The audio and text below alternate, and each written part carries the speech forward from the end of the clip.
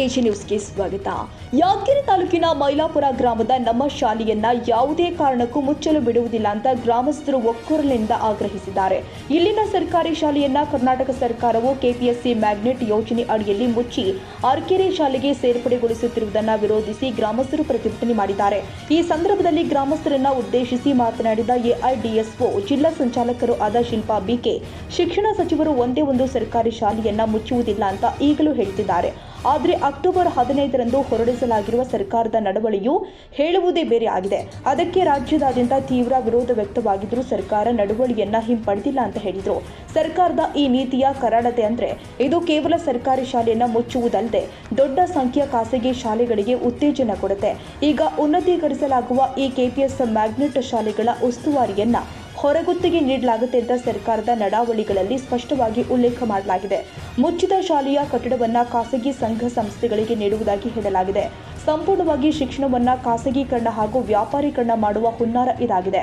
ಇದನ್ನ ವಿರೋಧಿಸಿ ರಾಜ್ಯದಾದ್ಯಂತ ಹಳ್ಳಿಯಲ್ಲೂ ಕೂಡ ಗ್ರಾಮಸ್ಥರು ಪ್ರತಿಭಟನೆ ಮಾಡ್ತಾ ಇದ್ದಾರೆ ಎಂದಿದ್ದಾರೆ. ಡಿಸೆಂಬರ್ 30ನೇ ತಾರೀಕಿನಂದು ಹೊರಡಿಸಿರುವ ನಡಾವಳಿಯ ಪ್ರಕಾರ ಸರ್ಕಾರವು ಹೇಳುತ್ತಿರುವುದು ಕೌಶಲ್ಯ ಆಧಾರಿತ ಶಿಕ್ಷಣದ ಹೆಸರಲ್ಲಿ ಮಕ್ಕಳನ್ನ ಹಣತೆ ಮಾಡುವುದು, ಮಡಿಕೆ ಮಾಡುವುದು, ಅಡಿಗೆ ಸುಲಿಯುವುದು ಸೇರಿ ಹಲವಾರು ಕೆಲಸದಲ್ಲಿ ತೊಡಗಿಸಲು ಹೊರಟಿದ್ದಾರೆ.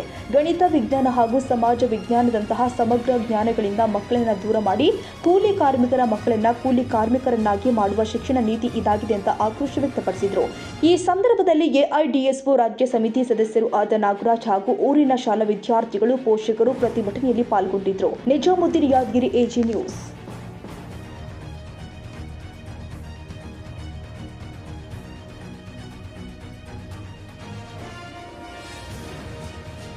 ಕನ್ನಡಿಗರ ಮೆಚ್ಚಿನ ನಿಮ್ಮ ಎಜೆ 24/7 ನ್ಯೂಸ್ ಕನ್ನಡ ವಾಹಿನಿ ಇದೀಗ ಟಿವಿಯಲ್ಲಿ ಲಭ್ಯ. ವೇಳೆ ನೋಟಿಸ್ ಕೊಟ್ಟಿದ್ರೆ ವಾಪಸ್ ತಗೋತೀವಿ. ಇವತ್ತು ವಕ್ಫ್ ಪ್ರಾಪರ್ಟಿ ಅಂತೇಳಿ ಬರ್ತದೆ ಅಂತ ಹೇಳಿದ್ರೆ ರೈತರು ಬೀದಿಗೆ ಬಂದ್ರೆ ಏನ್ ಮಾಡ್ಬೇಕಾಗತ್ತೆ? ಯಾರು ವೋಟ್ ಹಾಕಿಲ್ಲ ಅಂದ್ರೆ ಗ್ಯಾರಂಟಿನೆಲ್ಲ ಸ್ಟಾಪ್ ಮಾಡ್ಬಿಡ್ತೀವಿ.